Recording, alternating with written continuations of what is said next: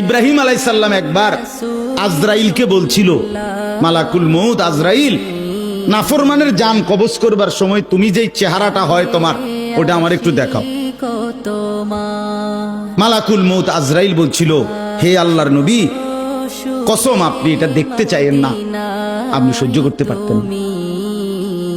ইব্রাহিম আলাইহিস সালাম বললেন, না মা আজরাইল, আমি এটা দেখুম, তুমি আমারে দেখাও একটা নজর।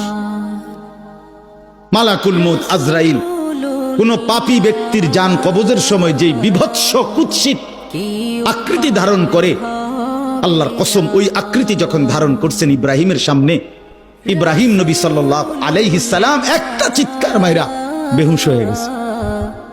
লম্বা সময় পরে যখন হুঁশ আসছে, আমি নিজে পড়ছি কিতাবে, আরবি কিতাবে, ইব্রাহিম আলাইহিস সালাম আল্লাহকে বলছে, আল্লাহ আপনার জাতের কসম মাওলা, কোন নাফরমান পাপী তার কবরের আযাব, আখিরাতের আযাব, জাহান্নামের আযাব কিছুই লাগবে না, শুধু মালাকুল মউত আজরাইলের এই বিভৎস দৃশ্য যদি সে একবার দেখে, তো তার ৬০ বছরের নাফরমানির শাস্তির জন্য এটাই যথেষ্ট।